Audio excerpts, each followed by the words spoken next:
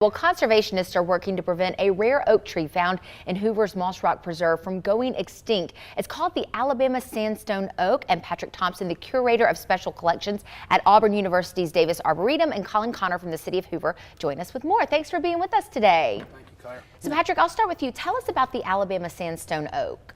So the Alabama Sandstone Oak is endemic to Alabama. It only grows here and primarily in the Birmingham area, and then up towards Gadsden is really the only place you find it, and mostly on sandstone outcrops. Oh, wow.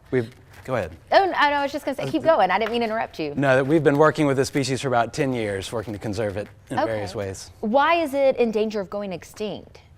Well, it had a very limited range to begin with, from Birmingham to Gadsden, and then within that it only grows on the sandstone outcrops, and so it's really sensitive to development, and it was already a small population but has been impacted by the growth of Birmingham. So Colin, why is it important to protect this? Well, it's the last of its kind, only found in a certain range, only in the state, only in a select part of the state.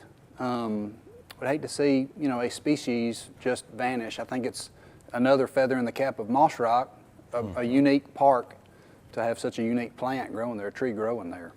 So tell us about the efforts, Patrick, to sort of to save this. Well, one of the main things we need to do to get our conservation going in the right direction is really understand the natural history of the plant. So we don't know how long they can live, we don't know how often they reproduce, even how big they get, or all the places that they occur. And so a lot of it is research, just getting our brain wrapped around what we need to do.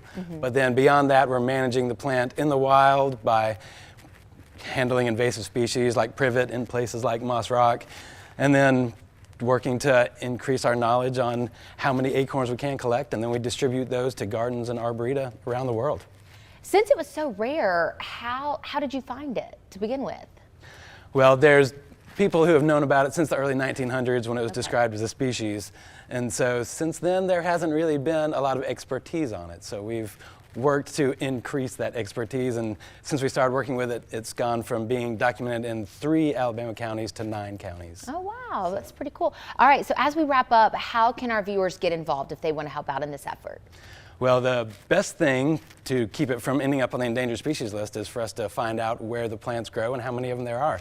So learning to recognize it, you can go to the Alabama Plant Conservation Alliance Facebook page, and we have a wanted poster for the species up there, so you can go see what it looks like and try to recognize it in your own yards and record it on citizen science apps like iNaturalist and get the word out.